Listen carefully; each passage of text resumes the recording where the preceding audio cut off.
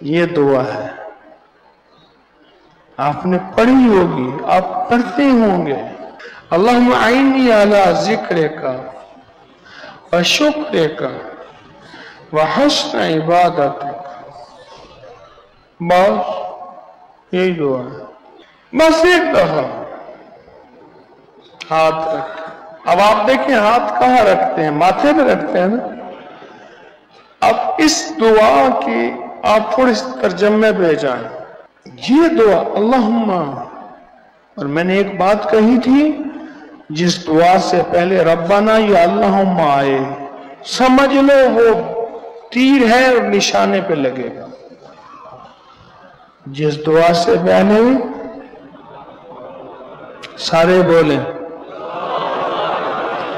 اللہم آئے یا ربنا آئے، وہ سمجھ لے تیر ہے، نشانے پہ لگے گا۔ اللہم اعنا علی ذکرک و شکرک و حسن عبادتک۔ اس کا میں ترجمہ یوں بناتا ہوں کہ مولا میں تیری کس نعمت کا شکر ادا کروں، تیری ہر نعمت کا شکر۔ ابھی تو نے مجھے جو سجدوں کی نعمت دی، اللہم اعنا علی ذکرک، ذکر اور سجدوں کی نعمت دی ہے، ذکرک و شکرک، اور شکر بھی ایک نعمت ہے جو میں شکر کر رہا ہوں۔ جیسے بزرگ فرماتے ہیں، حضرت رابعہ بصریہ فرماتی تھی، اللہ میری توبہ کی بھی توبہ کی ضرورت ہے، اللہ میرے شکر کو بھی شکر کی ضرورت ہے کہ تو نے مجھے شکر کی توفیق تو عطا کر دی۔ حسن عبادت، اور مجھے عبادت کا حسن عطا فرمایا، میں نے عبادت ایسے کی کہ تو پسند کر لے اور تجھے پسند میں آ جاؤں اور میری عبادت آ جائے۔ میں اس کا مفہوم عرض کر رہا ہوں، اس دعا کا بڑا واضح مفہوم ہے، بڑا وسیع ترجمہ ہے، اس دعا کا بہت وسیع ترجمہ ہے۔ ماتھے کی لکیریں بدل کے یہ دعا رکھ دیتی ہے،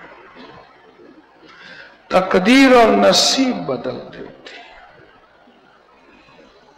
میں ماؤں سے کہوں گا، مائیں بچوں کے ماتھوں پہ ہاتھ رکھ کے پڑھیں اور حمل کے دوران اپنے ماتھے پہ ہاتھ رکھ کے اپنے بچے، بیٹی اور بیٹے اور کے نصیب مقدر کے لیے نیت کریں۔